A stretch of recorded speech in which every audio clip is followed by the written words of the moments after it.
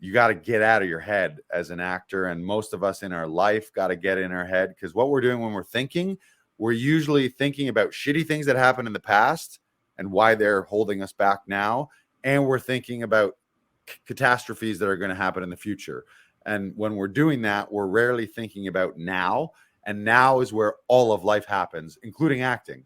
If you look at good actors, what do people say? Oh, they were so present. They were just there. They were in the moment. They were spontaneous.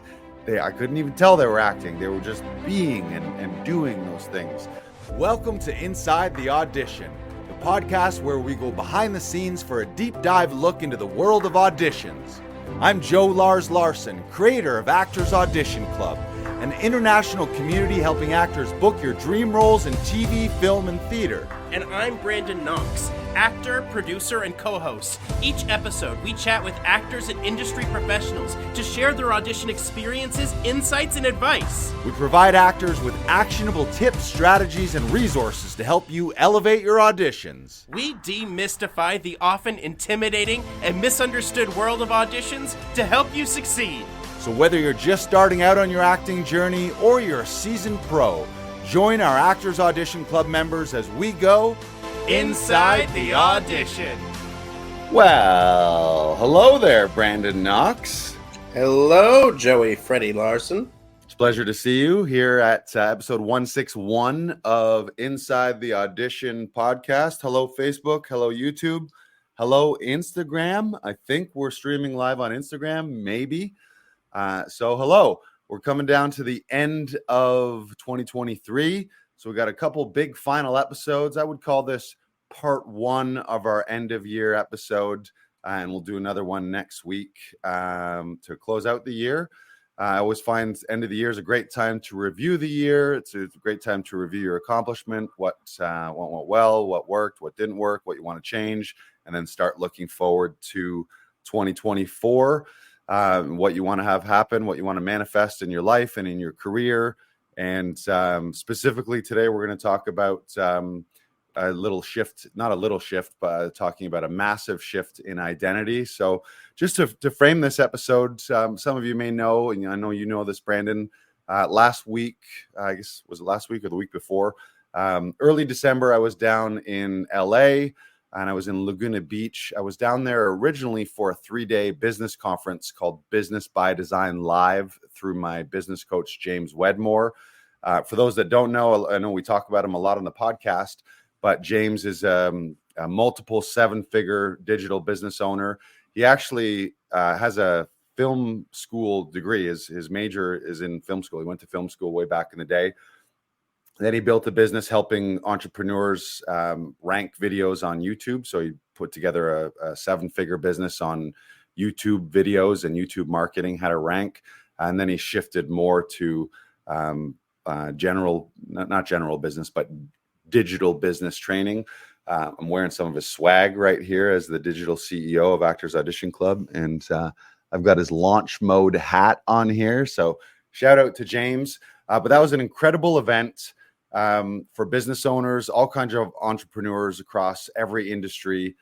There was even some creatives in the TV film industry as well that I was able to connect with. He had some incredible keynote speakers, and it was a great mix of motivation, inspiration, but then actual tactical strategy, often panels of experts talking about something specific in business and sharing their successes and sharing actual tactical strategy type things. And one of the things I did while I was down there is I joined their next level coaching program called Next Level, which I'm super excited about. Just gives you access to their, not just James, but to an entire team of coaches. And the reason I did that is I feel like 2024, like many years, is you want to be leveling up in your life. Nobody wants to stay the same, and nobody is ever staying the same. Everyone is, you're either improving and you're growing, or you're stagnating and you're dying. I mean, technically we're all dying, I guess, at some point. The clock is ticking, but every year you want to level up. And I think that's a big part of happiness in life, is to grow and to level up and reach new heights and new experiences and new things in our lives. So one of the things that James shared at the beginning of this next level, in order to join, I had to like sign like an oath of what he calls the top 10 success characteristics. So what James did is he coaches 7 and 8 figure digital business owners, entrepreneurs in all fields, and he has a mastermind of these people every year where he puts together 10, 20, 30 of them, and they do retreats and they share their best practices. And he studied them, did a survey of them, and he's put together for next level members, in order to join, he put together this list of the top 10 characteristics for success. So today we're going to go through those. And some of you might be thinking, well, I'm an actor. What is the top 10 characteristics for success as it relates to a business owner or entrepreneur have something to do with me? How does that relate to me? And the answer is it has everything to do with you, because everything is everything. We learned from Tom Todoroff that to be an actor is to be a professional human being. So if I'm sharing top 10 characteristics for success as a human, as an entrepreneur, as a business owner, all of that applies to actors, and we'll specify and clarify how this applies to actors. But what I would like people to do when we go through the list, yourself included, Brandon, is just jot down each point, and you can put a check mark or an X beside it if you think it's something that you need to work on yourself. You can even score yourself if you want to score yourself on a 1 to 5 or a 1 to 10 scale, and just think about these things, where you stand. And why is this important? It's important because I've been thinking a lot of this lately, and it's because I've had a lot of great coaching. The idea of be, do, have.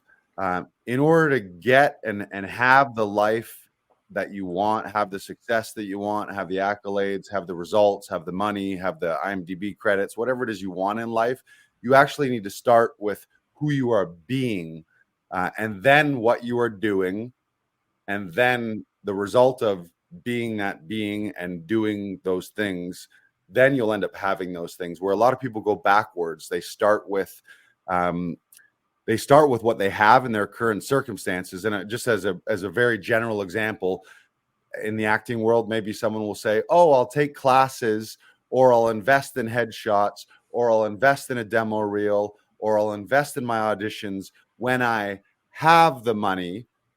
So they start with have, but your have is your current circumstances. So if you don't have the things that you want right now, you're limited by your current circumstances. And then you say, well, I can't do those things because I don't have the money. And then so you can't be the actor or be the person that you ultimately wanted to be in your life, because you're limited by your current circumstances. So all of this is framed in order to have a massive shift in your life, you need to have first a massive shift in who your identity is, meaning who you are being. So you start with the end in mind. You think forward to, if all of my dreams came true and I was the exact person that I wanted to be, who would I be first? And then once you're in alignment with that identity, then you can go, okay, what does someone who is being that person, what do they do? And then you do those things. And then eventually, if you're being that person and doing those things that that person does, then you'll have all the things that you want to have. So actors out here listening, think of, okay, if I was at the top level of my game, all my dreams come true, I'm in a lead in a series, I'm a lead in a movie, what does that person look like? How do they operate? Are they doing voice and speech classes every week? Are they attending workshops? Are they reading plays? Are they attending plays? Are they networking with other like-minded people? So just start with the identity. And there's a little quote here. This is actually from Jim Fortin, who's a massive success guru, might have even trademarked the phrase be, do, have, is your results as a human being or as an actor are only as good as the being doing the doing. So I can get like, you can, and this happens all the time. People go to a weekend workshop, or they read a book, or they take a class, and then they find that nothing really changes, even though somebody might have given the keys to the kingdom. Like I gave you you go to some workshops and it's like here are the 10 things you need to do. This is the exact playlist, the exact strategy. And then people go back to doing things the way they were always doing. And it's because they haven't shifted their identity. So if I give you the game plan and the exact strategy or the exact program to follow, it doesn't work unless you first start with shifting your identity. That makes sense so far, Brandon? Yeah. So what you're basically saying is that you want to let discipline be the thing that lets you fuel your life, because motivation comes and goes, correct? Yeah, that's a big part of it. It's not just discipline, because I mean, discipline is one part of your identity as a person. Well, discipline is doing the work every day, right? Right? Like, Right. is doing it consistently, even when things aren't seeming as good as they can, to motivate you to do Right. something else. Like, if you keep your discipline going and you keep doing something consistently over and over and over again, you will eventually get better, and like more inspiration, more motivation will come from that, because you're doing things every day. Absolutely. Yeah, and a good definition of discipline is doing the things you know you need to do whether or not you feel like it. Yeah. It's like to be there's plenty of things we don't want to do, but if you're disciplined, you just do it because you know that it's going to get you those results. But but the point is, it all has to start with identity. Like someone who wants to be healthy and fit, they need to be walking around feeling and thinking, I'm a healthy and fit person who follows healthy, who has healthy habits and who eats clean, rather than if you walk around and you think, I'm a piece of crap and I never eat well and I don't ever exercise and who cares about that stuff. It's like that's your identity. And another thing that James mentioned too is it's almost all like who we are as human beings is really just stories that we've made up about ourselves. Or a parent said something, a friend said something, a teacher said something, someone on social media said something. So it's just this amalgamation of stories, whether they're true or not. Some of the stories about yourself are beneficial. Some of them are harmful. And a lot of stories that people have about themselves straight up sabotage your results before you even get started, because you've got this story in your head. Like, I'll give you the example of an actor might say, oh, well, I just don't memorize lines, or I can never remember lines. Well, how's that actor ever going to be given a lead role in a play, for example, especially in a play where there's no cut? It's like, if you're going to be on stage the whole time and you can't learn lines, well, what are you going to do? Or someone might say, I never get the breaks, or casting just doesn't want to see me, or I'm just not the right type, or all these stories. I didn't have enough time, like all that stuff. So to shift any results in your life, you got to start by shifting your identity. And so we're going to go through this top 10 characteristics of success. Some of these, they might trigger people in a certain way. You might feel like you called yourself out a little bit. I know that some of these, I see them, I'm like, oh shit, I got to work on that. So these are top 10 characteristics for success. Number one is, and I'm going to say all these as statements too. So to start saying them like affirmations rather than just a generic statement that's someone else, I'm going to say them as I am statements, because those are the stories that fuck us up, where we're saying I am insert unhelpful thing into our lives. So the more, be very conscious of all of your I am statements, and really treat your words and these statements as like the pure truth, almost like you hear about the things like The Secret and manifestation, and our words are powerful, our words to ourselves. But if you had actually had the magic power of everything you say about yourself and about the world eventually comes true, which is actually true. Like, we do all have that magic power. The things we think and the things we say do come to fruition if you say them enough and think them enough. But when we actually realize we have that power, I think we'd all be more careful about the negative things, especially that we say. If you knew the things that follow I am actually do become true in your life, we would all be a lot more careful with what we say after the words I am. So top 10 characteristics for success. Number 1, I am highly coachable. To be coachable is to be 100% open to new ideas, new concepts, new ways of thinking. And that assumes that you don't know everything, that you can listen and receive the feedback and opinions of others without shutting them down.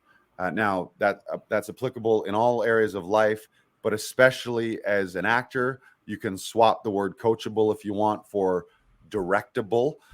So when it comes to an audition or when it's on set, are you coachable? Are you open to new ideas, new ways of looking at a scene, new redirects, new ways of thinking, looking at the other side of the coin? Like you might come in with preconceived notions saying, this is what this is. And then Brandon, you coach a lot of actors. I coach a lot of actors with their auditions. We get coaching from Tom in our classes. And it's really tough to help someone if they're just like, no, this is the way I see it and this is the way it is. That's fine. And there's something to say for being taking agency and ownership of, I mean, it is your scene and it is your character and your role and it's your life. So you have those choices. But if you're not open to being coachable and open to new ideas, you can miss stuff. You can miss your blind spots. And certainly as a director, there's nothing worse than suggesting something to an actor and be like, what if we tried one like this? And they're like, no, I don't want to do it.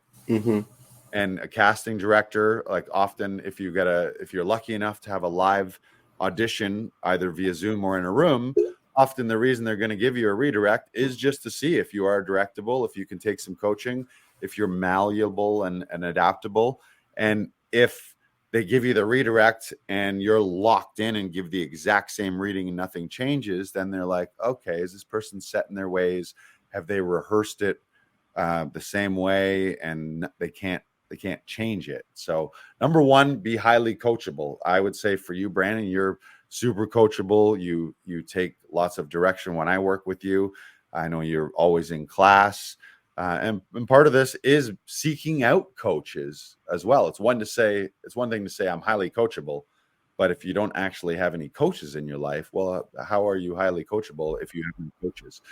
Anything you want to add to coachability, how that applies to actors, how that applies to actors you work with in audition sessions? I feel like what this really comes down for me is two parts of the 4 agreements.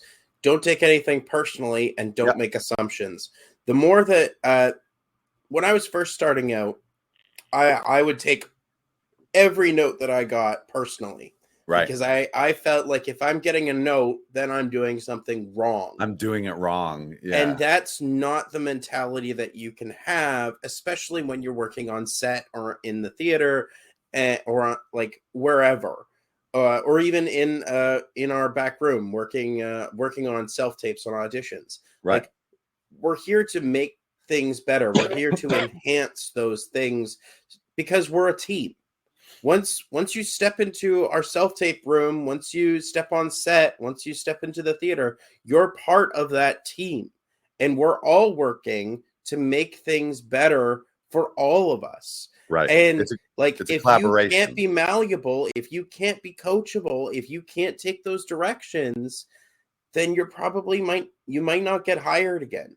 Like, they might see you as someone that just can't get it done. If you can't speed up, like if you can't slow down, like those are the things, those are the little tiny details that you need to make sure that you can account for when you're working.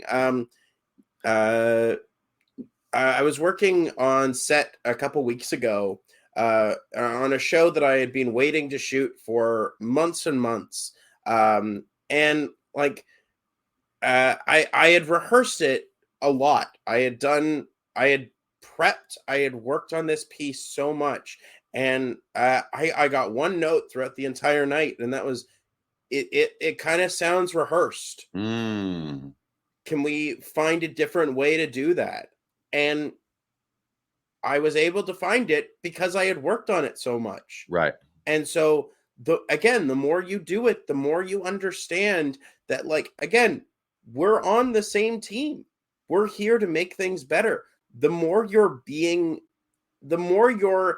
able to be coached, the better off you're going to be, because someone else has an outside perspective, and that it's good. I've been working on a lot of Alexander technique recently, and that's always talking about looking outside of yourself to see what's going on inside, right? Right. And Yeah. so that's what Know you your want to own be. nervous system. Yes, you got to understand your own nervous system, understand where you're holding tension so that you can back off those things and just check yourself at the door. Right. Yeah. Amazing. Final word on being coachable is, again, to be coachable, you need to have coaches. So whatever that is, it's like there's so many online courses, there's online opportunities for actors. Getting some audition coaching. You think about these, like everyone, it's funny to me how much money actors spend on conservatory and film and TV and theater programs, and then they'll spend tons of money on acting coaches and classes and workshops and intensives, as they should. But then when it comes time to the audition, which is the gateway to booking the gig, so many actors do that completely alone. They have all their, and of course you want to, again, you want to have agency, and you want to be able to take what you've learned from those coaches and from school and then apply them. But there's something extra to having a coach work through an audition with you. You see blind spots, you get ideas. There's the idea of two brains are better than one. A collaborative mind is better than just one person. And especially if you're working with someone who's not trained in film and television, not a trained actor, not a casting professional, all of those things, you're not really going to. Since COVID, really the last 5 years of my life, if I were to put a theme on what these last 5 years of my life from age 40 to 45 have been, it's coaching. I spent 25 grand to go back to a conservatory program, spent 3, 6, and 9, on 3 separate programs for business, for finance, and for copywriting / online messaging, like communication. I've spent $3,000 on those 3 separate programs, and my investment to this next level coaching program is another 12 grand over the year. And how can I do that? Why do I do it? Because I know that every dollar I invest in myself is going to pay back 3 or 10 or 100. It's like your investment in yourself and in your own education and your own coaching is the best investment. It's like, yeah, you can put money in the stock market or Bitcoin, or take the money you have, invested in yourself, invested in coaching, and then reap the rewards as you grow. I know you've been big on that, Brandon. You're always in class. You're always taking workshops. You're always in intensives, and you're learning and learning and learning. And what you're doing when you're hiring coaches is you're renting their expertise, you're borrowing their expertise, and you're saving yourself tons of time, tons of money. You're often saving yourself all the time and all the mistakes. And you can apply it to other things. It's like you buy a brand new satellite or a brand new TV or a brand new computer system. You're going to spend 20 hours Googling and YouTubing it for free? Or do you hire Geek Squad to get some nerd come over who knows exactly how everything needs to set up, and he comes and sets up your home studio, sets up the surround sound system for you, and then it's done deal. He teaches you what you need to do, and then you can walk away. It's like, oh, I had my Best Buy Geek Squad coach come hook that up. Or you lose your mind for 2 weeks trying to figure it out. You make a bunch of mistakes. You connect things poorly. And then in the end, you need to go call someone and pay for it anyways. So just seeing that investment as almost like a shortcut to what you actually want, rather than like trying to figure it all out yourself. It's like the great thing about acting coaching with Tom is he's had a 40-year career as an actor, as a director, as a producer in TV, film, theater. So we can learn that everything. Like, he passes those 40 years on to us for a nominal monthly fee, rather than us have to go figure it out on our own. So number one, I'm highly coachable. Go ahead. And another investment thing is also investing time.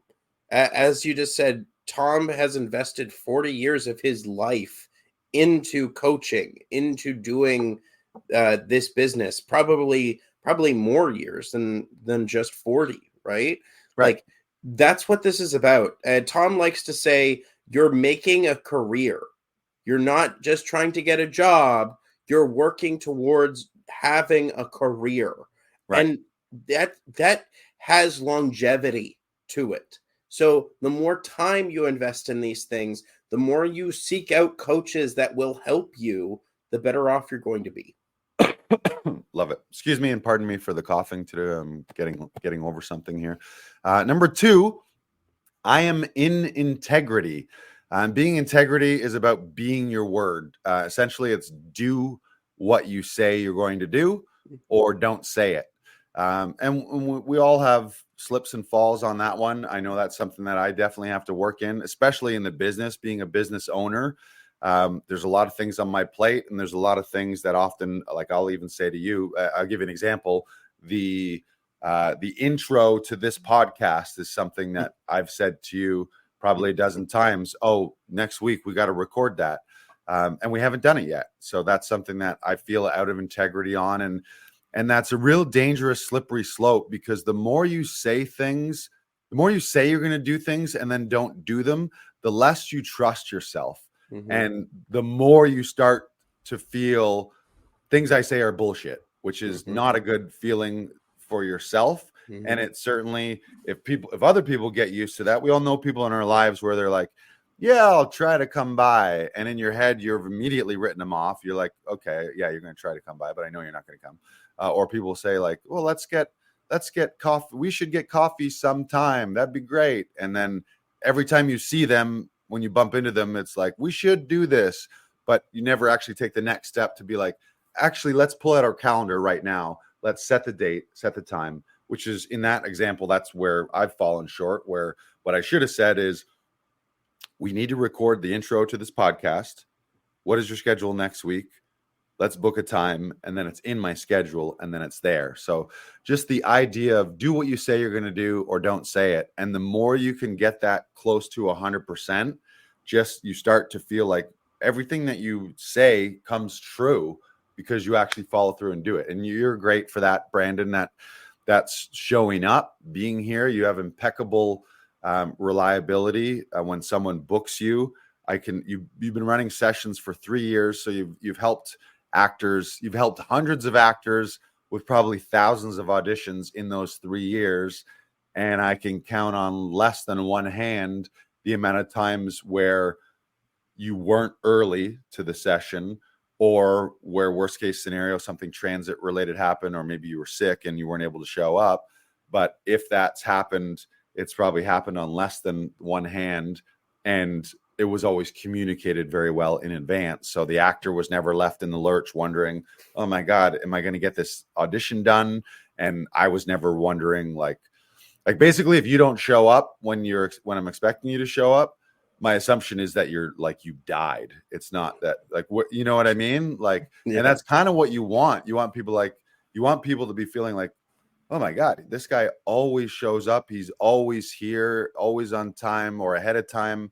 What he says he's going to do, he does, so that when something doesn't happen, it's because something has gone wrong, or something way out of the ordinary, a family emergency, a sickness, an accident, a fire on the subway, those kind of things. So again, number 2 is you're in integrity. You say you're going to do something and it gets done, or you don't say it at all, which also comes down to something I think a lot of people need to learn is how to say no to things, because we all like to people please. Sometimes we overpromise and underdeliver.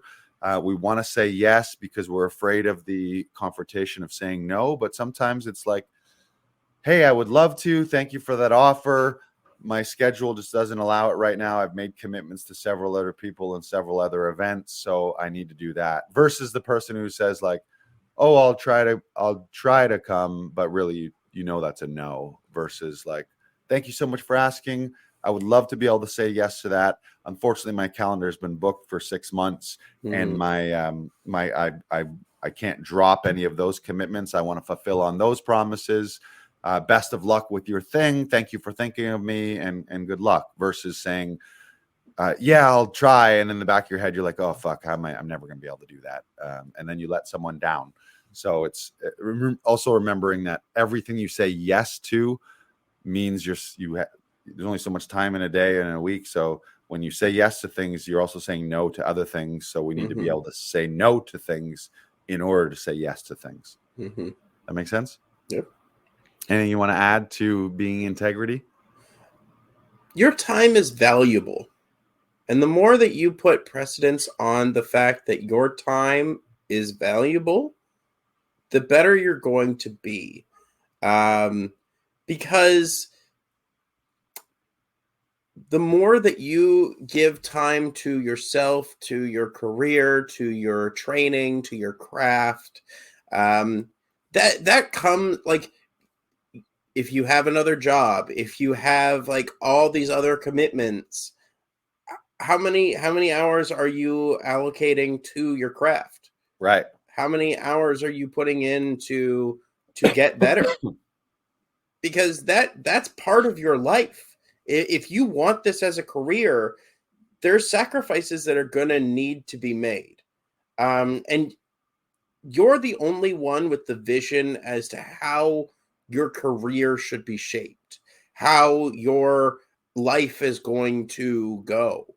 And I saw a clip of Steve Harvey a little while ago. Steve Harvey, the host of Family Feud. Right. And he was saying, if you want something, you have to write it down. If you don't write it down, it's probably not going to happen. Right. And I've adopted that a little bit. I made a note on my phone as to things that I want to see happen within the next years. And again, I don't know when these things are going to happen, but I know that the more I continue to work on my craft, the more I continue to work on myself, and the more I hold myself accountable to those things, eventually my path as an artist is going to meet the opportunities that I'm hoping for, and they are going to collide, and they're going to help me along the way, because I will have made mistakes along the way. I will have seen things that have shaped who I am and how I interact with people. Those are the characteristics that are going to carry you forward. And being an actor is a very self-disciplined work. Kevin Hart believes that you have to train like an athlete, and you do have to treat yourself as an athlete that is progressively getting a little bit better each and every day. Right. And sometimes days are harder than others, but the more you do it and the more you stay focused on the things that you want in life, the better off you're going to be. Right. I feel like I just keep saying that as a sign off. The better off you're going to be. It's good. And be is the word. Be, again, identity, who you're being. And what you talked about there is I mean, writing stuff down, having a vision board. It's acting from your vision. So when you're making decisions every day on what you're going to do or not going to do, and trying to maintain that discipline, working on your discipline, you're making decisions on, okay, what is my vision? Who is the person? When that vision is completely true, who is the person that I will be being? Who is that type of person? And then when you look at your decisions and forks in the road right now, it's, okay, you go left the undisciplined way. Well, that's not the way that guy who has that vision fulfilled is going to operate. So you know what, I'm going to go that way. So you let your future highest self and your future's highest vision pull you towards it, rather than just wonder. And the other thing that you're talking about is have the vision of the things you want, and then you have the action steps or the process, and then it's just kind of trusting the process. We're like, we don't know when we're going to book things. There's magic and things that people and opportunities that are going to come into your life, and you just never know when they're going to happen. But you do know, if you're working on yourself, you're working on your body, you're working on your voice, you're working on new scripts, you're working on new monologues, you're taking new classes, all that stuff's going to add up by time, so that you can just kind of sit back and trust the way an athlete could say, I'm in the gym every day and I'm eating the right food. So over time, that's going to compound and lead me to where I want to be. Also, before we go, Yep. don't let bad experiences deter you. Right. There's going to be bumps along the way. There is going to be hard times. There are going to be things where you just fall flat on your face. Don't let those deter you. Don't let them define who you are. I remember my worst audition I've ever had. And I thought the casting director would never see me. That Right. same week, that Right. casting director brought me back. I am forever Right. grateful for them. Right. Because you know what? They're like, yes, you had a bad experience. Keep going. Keep doing it. Keep trying. The more you do, the better you're going to be. Yeah, people sometimes catastrophize, and you could have been like, "Oh my God, that casting director is never going to have me back. They're going to tell everyone in the industry that I'm terrible and I'm never going to work again, and I'm blacklisted forever." Number 3, and this relates to what you just said, but the number 3 characteristic, the third characteristic for success is I am radically responsible. Those who complain or blame are the victims. Being the victim is always the weakest choice. Whether it's justified or not, it's a weak choice, and it doesn't get you what you want in your life. Versus those people who take 100% responsibility for 100% of the things in their life, 100% of the time, they get the benefit of having full responsibility and full say in the outcome of our lives. Now, we all do this. It's so easy.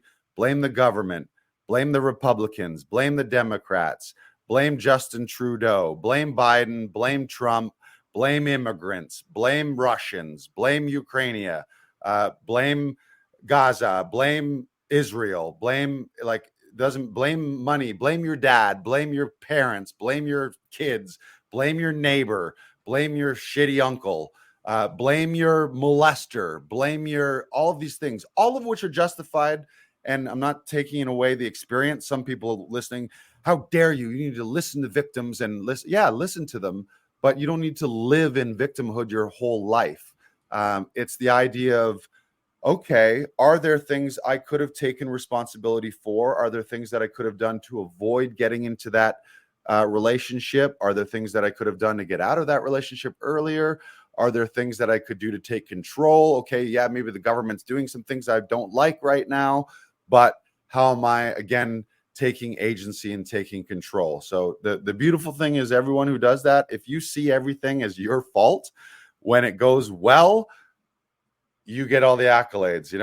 I did that. And when it doesn't go well, you get to look at yourself and find the lessons. And getting back to what you said, Brandon, about when things go bad, something that James Wedmore says, my business coach, is we always get we either get the result we want or the lesson we need. There's not really good or bad. We have expectations of things we want, and we make a made up bar, and we say, when I book this role with this many lines and this much money attached to it, with this much prestige, then I'll be successful. But this is a made up thing that you decided in your head. So it's, yeah, okay, did you get that result or not? Did you book the role or not? Well, what are the lessons that you can glean from that? And then as long as you learn the lessons that the universe is giving you in that bad scenario, where it's like, oh shit, maybe I shouldn't go down that path anymore. If you learn the lesson, then the next time, chances are you're going to get closer to getting the result that you want, which again, the results you want is just most likely an arbitrary expectation that you made up. So as humans, we're really funny, because we decide all these things, and goals are good, and all that stuff is good. But when you don't hit it and you don't get that result, if you beat the shit out of yourself and, oh, I'm a big loser and I'm never going to do this, and then that doesn't serve you either. And it's just an arbitrary target that you decided in the first place anyways. If you're like, oh, I want to book, my goal this year is to book 5 roles. Well, if you book 4, are you a piece of shit that is a no good actor? Or are you a guy that booked 4 roles and learned some lessons, and next year maybe you'll book more? But the idea of, don't be the victim, and this applies to actors. We learn this all the time from Tom, is a lot of the times on the paper, the negative is written. You could look at this as, oh, I'm a victim. this is a scene, I'm crying and sobbing and poor me. Or what we really want to see is, even if someone was put in a victim type role, the strongest choice is to fight and fight for yourself, fight to get out of that victim and to take control of the scene, or to take control of your scene partner, to influence the scene partner. So it works in life and it works on camera, is don't play the victim. Mark Rival, happy holidays to you, fellas. Yes. Nice to see you, Mark. Anything else you want to say on victimhood versus taking responsibility?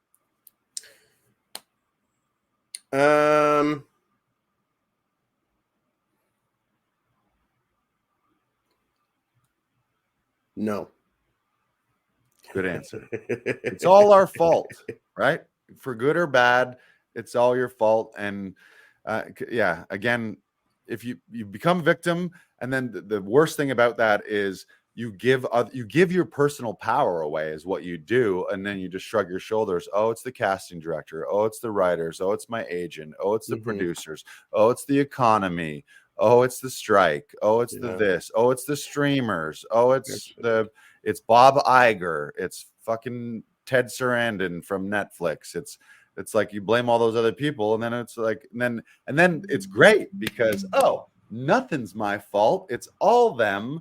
Now I don't have to do anything. Like that's the payoff. If you're wondering, well, what's the benefit of being victim? It's then you don't have to do anything, and you get some victim empathy, where everyone's like, oh, so sorry, it's going to be okay. Is there anything I can do for you? And everyone kind of coddles you, but it doesn't change things in your life. Go ahead. No, I forgot what I was going to say. Never mind. Okay. Number 4, the number 4 characteristics of successful people is, I am a great question asker. Those people who ask great questions typically receive great answers. And we hear Tom say this, and I love when I have 2 coaches where they overlap. And one of my favorite things in life is when things from different avenues of my life overlap, like your Venn diagram. You have a business coach, something they say applies, and then you hear your acting coach say the same thing. I love that. If I'm reading 2 books and I get the same thing, I'm like, ooh, this is what he's saying, which is the same as what that guy's saying. They got the same ideas.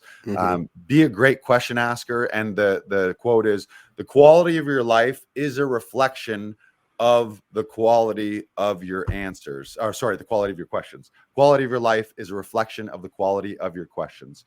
Mark Rival says, you guys are so informative and helpful. Thank you, Mark. It is our pleasure. And a lot of this stuff, it's like we're rattling lots of words off here, but it just most of this comes from my coaches. So I'm just like, I'm learning stuff.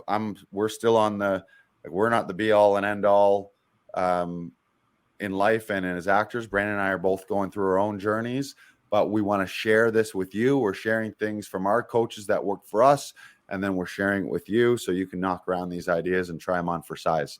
Mark says, how was LA? It was fantastic. It was way too short. It was 80 degrees and sunny. It was beautiful. I finally did my pilgrimage to the top of Mount Hollywood, up by the Hollywood sign up there, to have some reflection and some manifestation, and to do the whole Jim Carrey Mulholland Drive manifestation, where he wrote himself the $5 million check for services rendered. And then years later it came true. So I had that experience in Hollywood, which I'd never done before. So it was amazing. It was incredible. I love the Hollywood. I love everything I love the nostalgia. I love being in Hollywood and knowing that, like, oh, years from now, so-and-so was in this, or years ago, someone was in this restaurant, or that's where they used to live, or so-and-so was on stage in this very room performing right there. I love old Hollywood and nostalgia Hollywood. I never get enough of it. So being a great question asker, anything you want to add to that? No, but it's off the point of like how connected things are, or like he ate here or he lived there. I always love how connected everyone is. Like Jude Law and Ewan McGregor were roommates, or right, like, or like Cersei Lannister and the guy that played Bronn used to date. Like all those like little connections, right. Like everyone knows everyone, and like the community gets smaller as you start developing. And Right. I love the quote of "You're welcome in rooms that you're already in." Right. I went to see a couple Stratford shows. The amount of people that I know in Stratford shows outweighs the number of people that I don't know. Right. And like that's kind of a wonderful thing, because I know that when eventually I do work at Stratford, I have all these friends that live there, that know the lay of the land, that I can walk in and they're going to be like, "Oh, Brandon's in this?" Right. Yeah. And like that's a great feeling. That's really great. And knowing that you're part of this community, and knowing that you're part of the team. We like to say a rising tide lifts all boats. Like that's the kind of mentality that you want to have going forward. It is that you're going to be welcome in all these rooms because you know everyone in these communities. And like you may not know people right now, but you will down the line, because those people are staying here. They're still working. They're still honing their craft. And if you're Right. telling me that Shauna McKenna isn't taking classes, you got another thing coming. She's Right. always learning. They're always working. All of the greats are always trying to better themselves, no matter what. What was the point again? Let's not Number victimhood. 4 is I'm a great question asker. Something Great that I wanted question to add. asker. We this is Yeah. what we learn in Todoroff is we learn the guideposts, Hmm. which are the physics of performance and the all the elements of storytelling.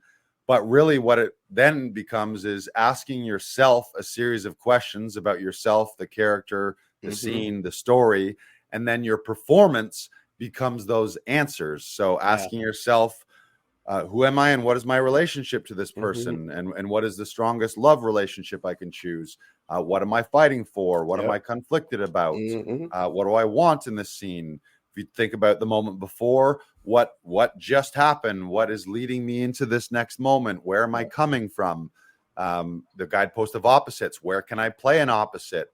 If I'm mad at this person, what's the opposite feeling of that? Or if I'm in love with this person, what's the opposite of that?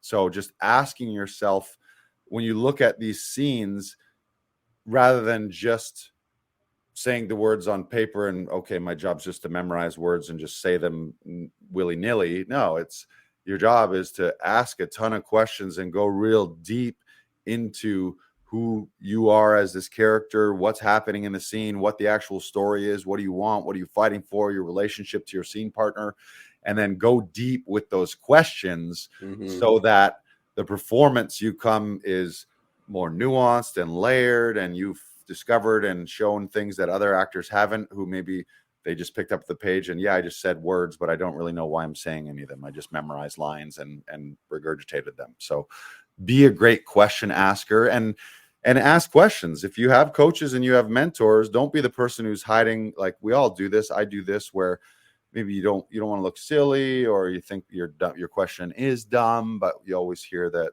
thing of like, there's no such thing as a dumb question. It's just, you got to ask, like the only dumb thing is not asking the question and getting an answer. Yeah. And you have to ask the question. I remember us doing a, we did a podcast seminar. Do you remember that podcast seminar? That one, I think it was February and March. We did, and the first thing that we went into was a seminar about questions.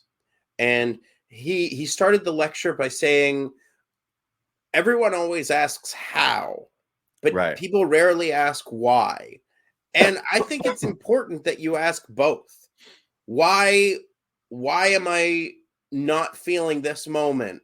How can I make this moment feel better for me? They kind of have to go hand in hand as an actor.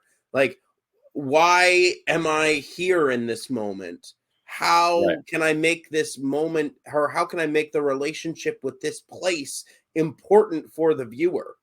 So that like everything sort of has to go hand in hand with each other. And again, the more you ask these questions, the better off you're going to be. And with relating like a broken to record saying that. No, it's great. With relating to why questions and how questions, there's a certain train of thought that people will say, fuck the how. You've probably heard that as a phrase, fuck the how. A lot of life is, focus on the why. Why do you want something? And then just trust that the how is like, it's never gonna, especially in the world of acting, whatever your goal is, your end in mind, perfect career, perfect life, it's never gonna go step by step exactly how you wanted. It's gonna twists and turns, and magic will happen, and big leaps, and then backwards fall from grace will happen, and then you'll fuck up, and then something good will come in. Like it can be convoluted, so don't get so caught up in the how. It's Simon Sinek, who's a big best-selling author. I think he has a book that says begin with why. Like all of your life, why do you want this? And that's often, it's a very childlike question too. You think of small little kids, why is the sky blue? Why? And it fucking drives you crazy. Number 5 in the top 10 characteristics for success. Number 5, I am the dumbest person in the room. And it's the idea, if you're the smartest person in every room, then you're in the wrong rooms too often. So you don't want to be always the know-it-all, and be okay with I don't know, and be okay with being the noob. That's why it's great to go to these conferences. Like I went to this conference, to this business conference, and it's funny, like as an actor, as a performer, I'm very confident, but in that room, I was introverted because I'm around all these 6 and 7 figure digital business titans, and their thing is online digital business, and I'm still very much learning that stuff. So I did find myself having to really step out and ask questions, and be okay being like, okay, everyone I look around has a bigger business and potentially more money than I do right now in that realm. So it's be okay with that, be okay with not knowing all the answers, and then ask those questions. So that's why you take classes. That's why you go to workshops. That's why you join masterminds. That's why you read new books.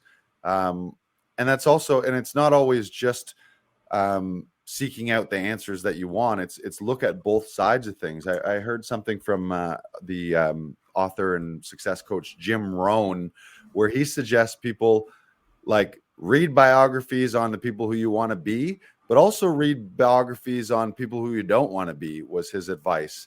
It's like you want to learn both sides of humanity. So like he was like, read a book on Gandhi, then read a book on Hitler, and you'll learn both sides and be like, ooh, those are the things I want to be. Ooh, that's a path I don't want to go down. Like read if you're into politics, don't read every book on written by the party that you believe in.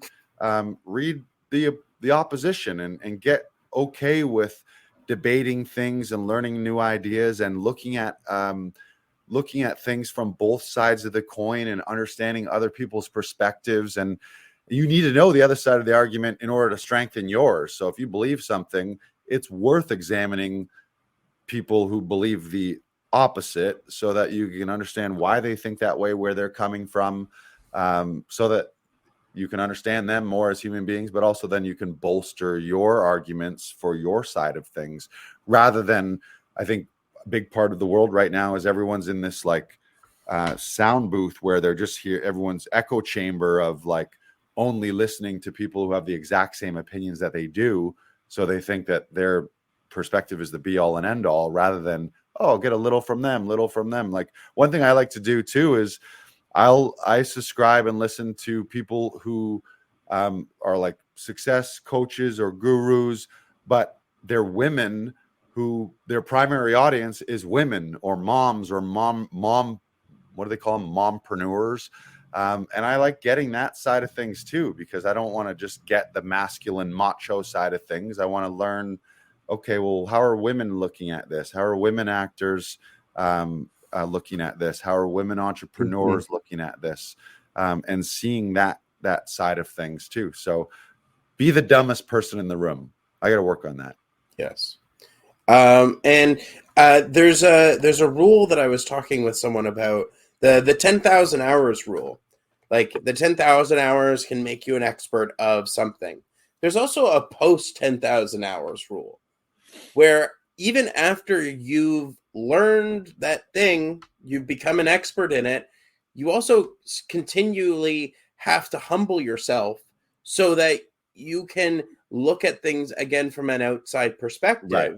so that you can get more of an idea of how someone is doing something, why they're doing it that way. And again, like that will bring things up for you. That will make you feel better. That will make you a better human being.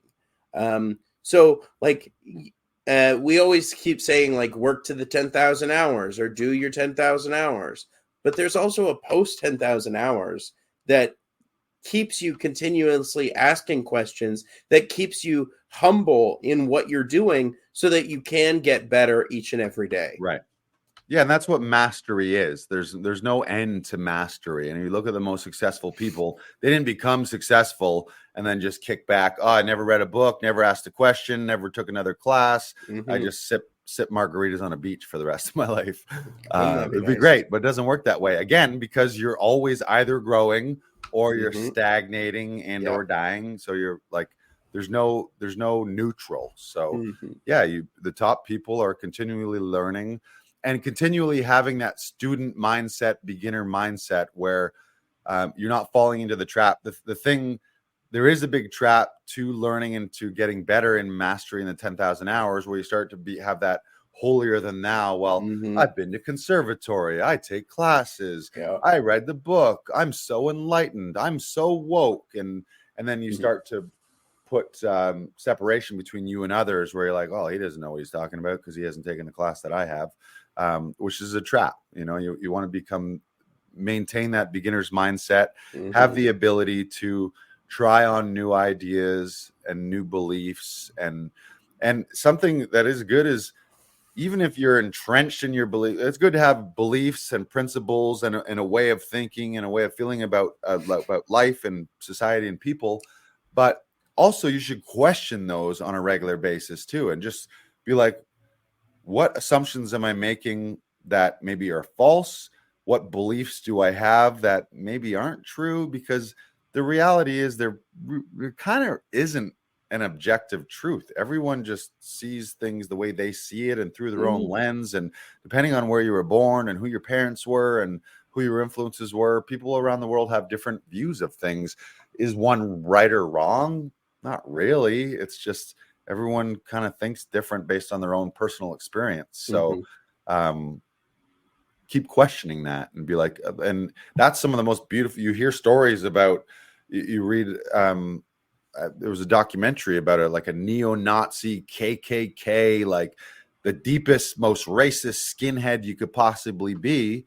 At some point in his life, he started questioning all that bullshit, met people of color that he got along with and realized they were good human beings, and realized how he was indoctrinated into this world of hate and racism maybe wasn't the be all and end all, and maybe wasn't serving him, and now is a completely different person. The only thing shitty is he's got fucking swastikas on his neck because he made a tattoo decision that was maybe not as reversible as he would like, but people can change. So be open to that change. Number 6 in the top 10 characteristics of success is I am respectful. And I think this one, we don't need to elaborate too much on it, but just the golden rule: respect others, treat others how you would like to be treated. That's going to, as an actor, especially on set, treat from the PAs to the casting assistants, all the way up to the director and the top of line producers and all those people. Servers, you hear people talk about that. Like, you go on a first date and people will like, oh, I was actually judging them based on how they treated the server. And then you start to see, oh, they treat certain people different ways, rather than just treat everyone like a valuable human being, regardless of their money or their status or their position on the call sheet. And that'll pay dividends down the road. It's like PAs turn into ADs, turn into directors, and casting assistants turn into casting directors. So if you have a trail of people that you've mistreated on your way to the top, sooner or later, those people are going to be in positions where they can really affect your career, and they're not going to want to help you because you were a dick to them on your way up, stepping on people. Mm-hmm. Yeah, what I think that really comes down to is learning people's names.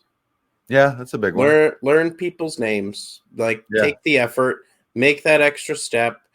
Just do it. Even if you're only on set or around people for 24 hours, right? If you learn someone's name and say it back to them, they will at least give you more of the time of day. Yeah, it's so basic. Learn their names and say thank you. Say please and thank you. Yes. Like, oh my God. Please say please and thank you. If you can learn one thing from this podcast today, learn people's names and say please and thank you. Yeah, it goes a long way, and it is so little effort. Yeah. The craft services guy, the guy hooking up your mic. Yes. The person signing you in, the person doing your COVID test, whoever, your driver, whoever it is, treat all those people. Treat all those people well. Mm-hmm. And it just feels better. It's just a better way to live, you know. Yeah. And what that also gets down to is the illusion of separation. At its root level, we are all connected. All of the world is energy. It's all vibrations. We're just recycled stardust in a meat suit right now. Mm-hmm. Lucky enough to be alive when we are, but we are all connected. So it's not really, oh, you're different and I'm like. A lot of the root of all issues and the root of a lot of fear and violence is thinking that you're different and I'm afraid of that, rather than thinking, oh, you're just a different version of me in a different timeline. You're me if I had grown up under those circumstances. You're me if I was black or if I was white or any of that stuff. Just see people as look at people in your eyes. And a fun trick is see everyone as babies too. It's just, oh, this is a little kid. All of us are just little boys and little girls who grew up. But a lot of our psychology and a lot of our issues are around us just wanting a little more love and an extra hug and an extra please and thank you. And that's what most of us want at its root level. So just be nice to people. Like, you wouldn't be a dick to a little kid. Hopefully you wouldn't be. You want to be nice to people. So yeah, be respectful. Number 7 in the top 10 characteristics of success. Number 7 is I am in action. Action. We are actors, not thinkers or waiters. Even though a lot of actors become waiters, you don't want to be a WAIT wait. Just I sit around and wait for everything to come to me.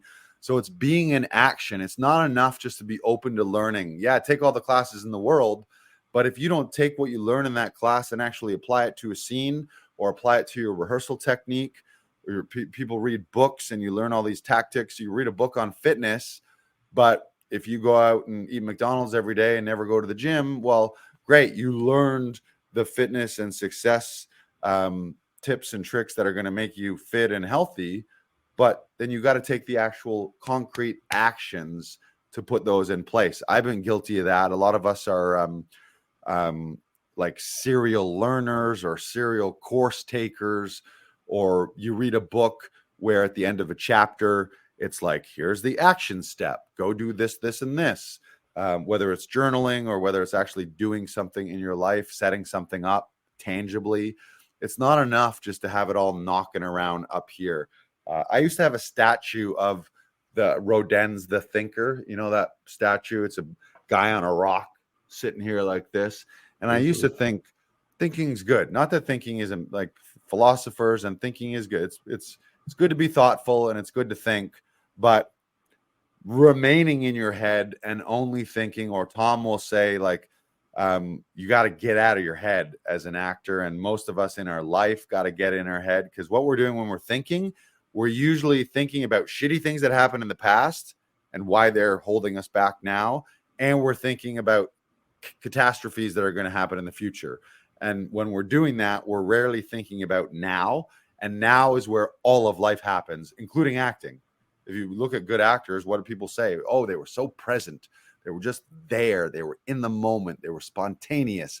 I couldn't even tell they were acting. They were just being and doing those things. they're not in their head. They're not thinking, oh my God, is this the right line? They're not worrying about yesterday. They're not thinking about the argument they had with their wife when they're supposed to be in a scene with you as your scene partner.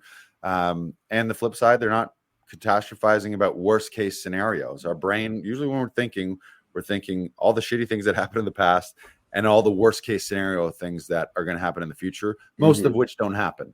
And then that robs us from our life, because then we miss the magic of right now. And life is just now. There is no such thing technically as the past. It's gone. There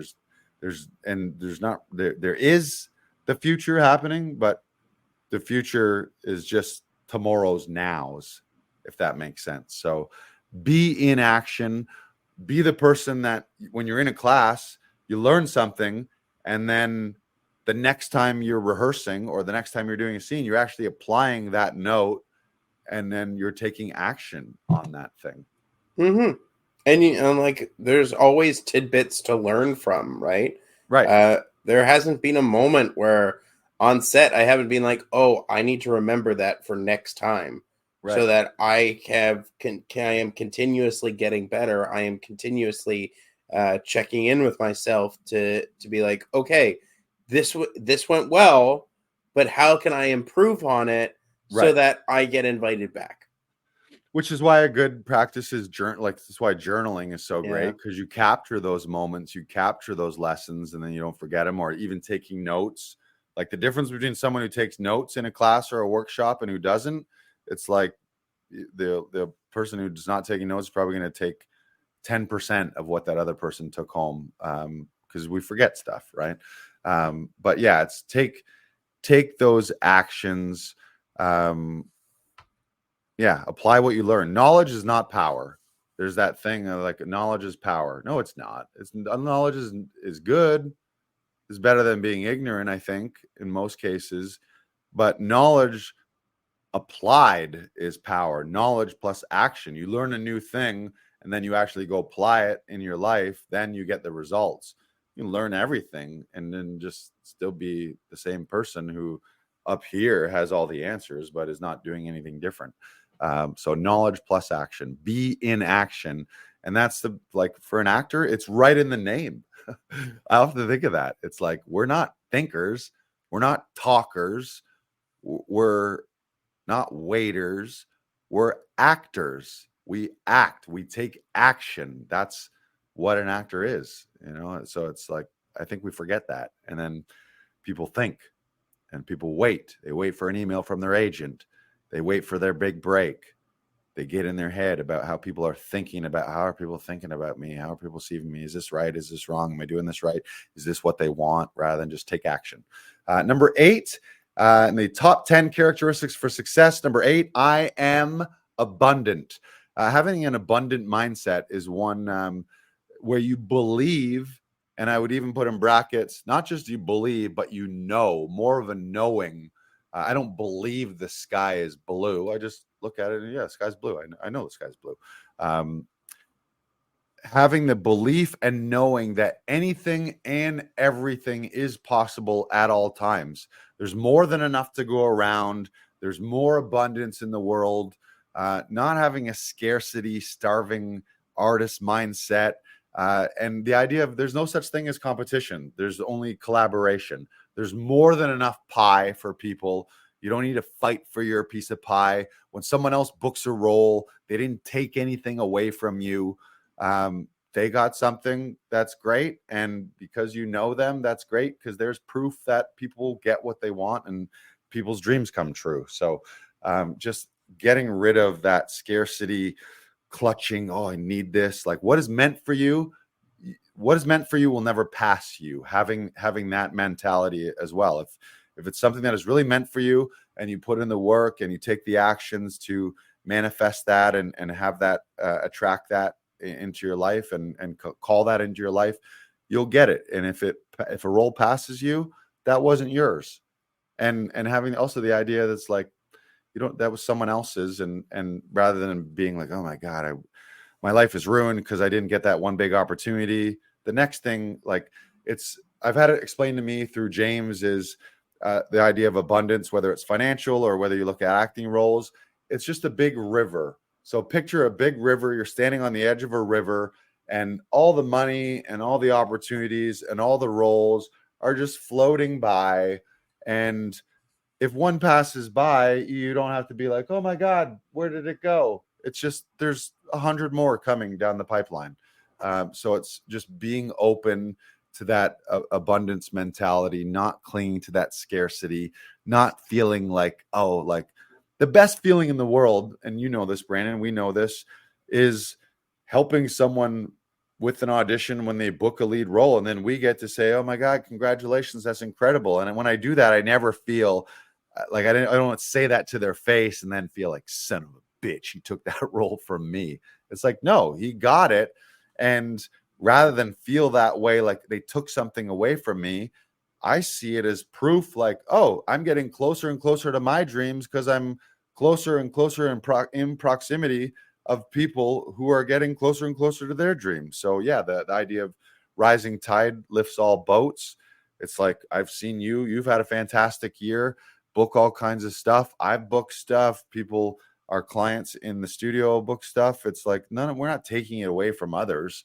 When I book one, I'm not like, aha, I got it and you didn't get it, so fuck you. Like, I'm not thinking that at all. It's I get what I get, you get what you got, and there's more than enough to come around. Mm-hmm. And especially right now, any actor out there who's thinking, oh, woe is me, I'm an actor. I get it. Well, it was the strike, and while there were shutdowns or lockouts, or during COVID lockdowns, but there's more money put into productions than ever before. There's more film and television being produced than ever before. More video games, more voiceover, more media, more content, more billions and billions and billions and billions of dollars pumped into all these streamers than ever before. So there's more money in the world.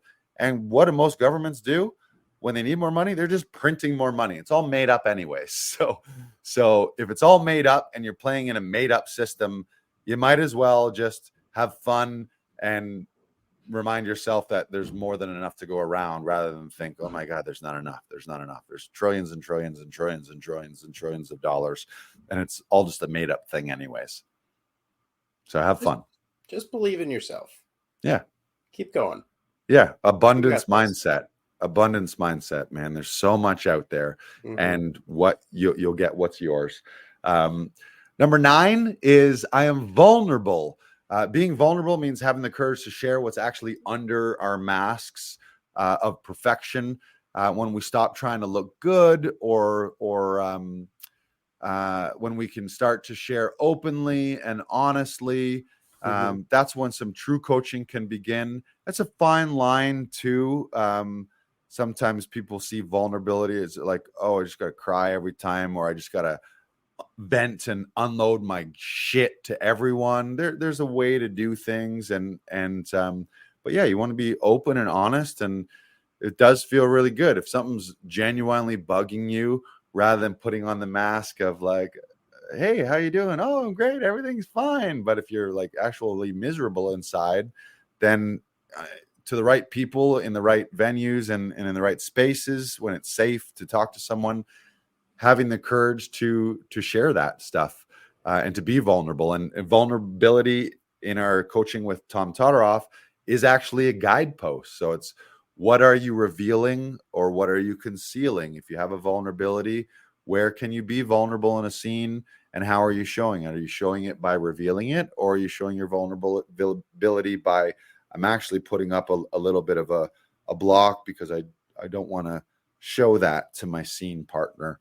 But just the idea of being open and vulnerable, and just trusting that you're enough, trusting that you can share your truths if you're going through some shit. That's something that I feel like I could definitely work. I feel like men in general, masculinity or toxic masculinity is often, oh, we got to be strong and we got to have our shit together, and how dare you cry or be soft or any of that stuff. I think gets drilled into us as some gender norms as we grow up, and it's something that doesn't serve us. So where can we be vulnerable?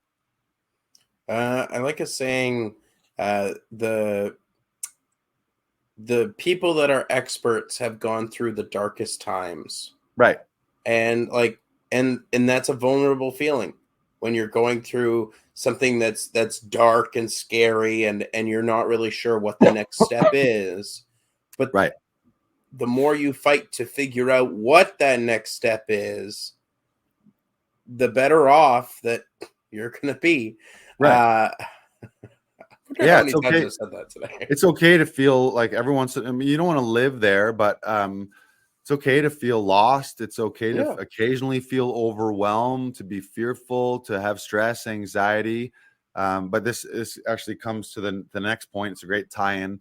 Number 10 is I'm emotionally intelligent, and the point is we're all emotional creatures. That's our human beings. We have these feelings and emotions, which are sometimes challenging and nebulous and weird, and they actually have a feeling to them too. Like a positive emotion, positive feeling feels great, and a negative one feels like shit, feels heavy, but we don't need to let emotions like fear, stress, frustration, anxiety, you don't need to stay there and let that fuel you. If you're making all your decisions out of fear, frustration, stress, anxiety, anger, you're going to make shitty decisions. And you're probably going to hurt people in the meantime as well, too, because hurt people. And again, a lot of anger is just a mask for fear. You're actually afraid of something happening. So your way to deal with that is, oh, I'm going to be angry at the world and at my neighbors and at my people who do things different than I do. And you get mad at them when really it's just you're afraid of something happening. So just be emotionally intelligent, recognize those feelings. I think it's take some time to talk that stuff out, to pause. It's like if you're really in a heightened sense of fear, frustration, stress, or anxiety, maybe that's not the time to click send on that email. Maybe that's not the time to go live on your Instagram or on a podcast and rant and rave something that maybe you're feeling in that moment, but you're going to say things that you regret later. So it's like, can you sleep on things? What have you built in your system to lean you back to positive emotions and positive feelings? And I'll tie something that James, I think is the best lesson I've ever learned. And the thing that I think about the most from James Wedmore, who's a business coach who you wouldn't think would give a piece of advice like this, but his thing that I think about the most and has been the most impactful in my life is he said, when you feel negative feelings, so feelings of lack or feelings of fear or all that, you can think something right now that makes your body feel like shit. You can, whether it's self-talk or worry about the future or something that happened in the past, if you ruminate on it, you can make your body feel like shit. And what he says is when you're having those thoughts and those feelings, the reason that they feel heavy and out of alignment and they feel gross is because they're not the actual truth. The truth of abundance and the truth of you in the universe and the truth of universal energy is the universe is unlimited. We're all beings of light. We're all fully abundant. We're timeless. We're all millions of years old and made up of this stardust and this connected energy and literally vibrations is what the whole universe is. That's the truth of the universe. And the truth is your highest self. And the truth is you could tap into source, universe, God, whatever you want to call it. You can tap into that at any point, and that feels good. So when you're having those thoughts of, oh, I'm not enough, I'm shitty, it's not going to work, it used to be that I fucked up, all those feelings, they feel heavy because they are not the truth. So that's helped me so many times where I'm like starting to ruminate or starting to slide down that path of shitty self-talk. And it's just like, no. The reason that doesn't feel good is because all of those thoughts are taking me away from my truth. And my truth is I'm one with the universe. I am light. I am abundance. I am love. I am connected to everything. I'm connected to nature and the world. And I'm an infinite being with no limitations, except for those that I really, with the exception of being locked up in a prison. the only limitations you have are the ones that you set on yourself, your own self-imposing limitations. So just realizing that has helped me so much, where it's just, no, those feelings feel shitty because they're not the truth, and then return to what feels good. It's like, if you just start to say some good things, oh, I'm abundant, I'm infinite, I'm powerful, I'm in charge, I'm strong. Like, you start to say those things, and it's like, oh, that starts to feel good. Why? Because it's the truth. That's what you are at its root level, universally. Mm-hmm. The thing that I've started doing recently is I'm excited. Right. I'm not scared. Right. I'm excited. Right. No matter what Yeah. it is, no matter how bleak the situation may be. There was a situation a couple weeks ago where I was doing a murder mystery gig, and one of the actors backed out last minute because of an injury, and I had to find a replacement. And I had to turn to someone who is a very capable performer, but has never seen the show, never read it before, and needed to learn it within a couple hours. Right. And the more I kept saying, no, I'm not scared, I'm excited. I know this person can do it. I know what this person is capable of. I know what I'm capable of. Let's Right. go out there and play. Right. I'm not scared. I'm excited. Say that to yourself every time that you're feeling unsure. The better off you're going to be. Say it with me. The better off you're going to be. The better off you're going to be. Yeah, it's the feeling of like, listen, everything's going to be okay. And I think part of that is I've heard Brendan Burchard use the term mortality motivation. It's like, once you realize the worst case scenario is you're going to die, and that's inevitable, then it's like the rest of this ride is meant to be fun. It's meant to be light. It's meant to be full of experiences, and it's meant to be full of all the ups and downs. James will often say, I'm here for everything. I'm here for the good. I'm here for the bad.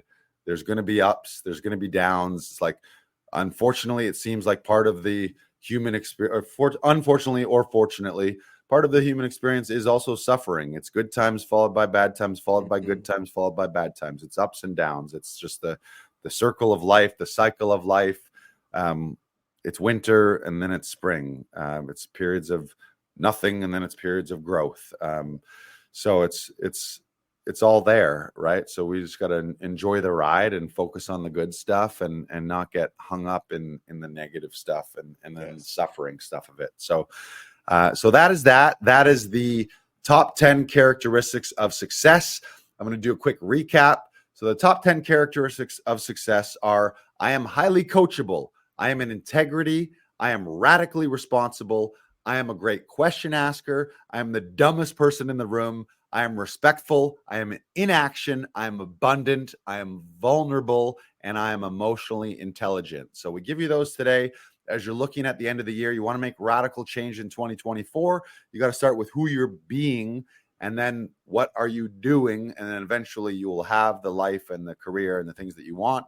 But it all starts with who you're being. So if you change who you are and who you are being, and you change your identity, you look at those 10 things, and the more and more you're nudging yourself in that direction, you're going to start seeing, you're going to be doing things because you're a different being. So if you're being a certain person, well, person who is that person does different things. So your actions will start to follow who you're being, and then the results, what you have in your life, will start to change. So begin with the end in mind, begin with your highest self, begin with your identity, and then just follow that thought of be, do, have. And don't operate from, one of the worst things everyone can do is we tend to operate from our current circumstances. Oh, but I only have this much money. I only have this much. I only have this much agent. I only have this much time. I only have all these limiting factors. And then so you're stuck because you're only seeing, your blinders are on, and you're only seeing your current reality, and you're feeling like a victim.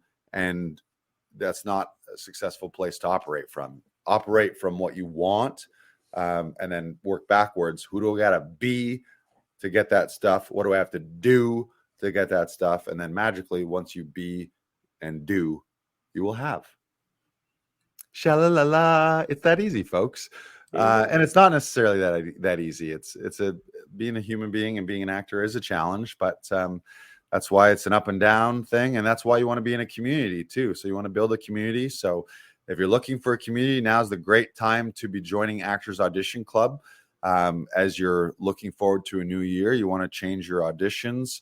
You want to join a community that's growth minded. You want to join a community of a bunch of people that are rooting for you, a bunch of industry professionals who are going to help coach you, help you see blind spots that maybe you're not seeing right now, maybe give you some better directions than your wife or your kid or your uncle or your random untrained neighbor might be doing. If you're doing your self-tapes by yourself, then you can go to laughingvikings.com/AAC and you can join today. We've still got a promotion where you can join for $1 for the first month, and that'll include your first audition sessions where you can hook up with a coach either virtually anywhere in the world via Zoom, or if you're in the Toronto area, you can come see us in the Toronto studio and we'll work with you on that audition, and you can enjoy the benefits of a collaborative environment where people are helping you and we're fighting for you and with you to produce a standout performance that ends up helping you book a lead role in one of your dream projects. Yes. So get it. Thank you for listening, for watching. This has been episode 161. We'll be back next year or next week. Not quite next year. Next week, or just to tease this, our final episode, we're going to go through a little exercise, very interactive kind of workshop-y thing on how to actually script and create your breakthrough year. So this is a jumping off point as far as the things that you can do to be a stronger actor, stronger human. And then next week, we're going to take this and parlay that into, okay, let's look forward a year at the end of 2024. If you were to say to someone, what is your definition of a breakthrough year? We're going to actually work through that. What are all the things that you want to actually have happen in 2024? And we're going to work backwards from that next week. So I'm super excited about next week. It'll be a little bit of a look back on last year. More importantly, look forward on next year because 2024 is coming. And I believe, and I think it's kind of going to go without question, 2024 is going to be the biggest year in TV film production in history, especially because of the strike. But there's just more money, there's more streamers, there's more productions, there's more content than ever before. Never has there been a better time to be an actor. More roles, more money, more pie out there if you want to get your slice of the pie. There's just more opportunities than ever before. So now's the time to start getting yourself ready to seize those opportunities in 2024. More in 24. More in 24. More in 24. Bye, everybody. Bye-bye. Great episode, everyone.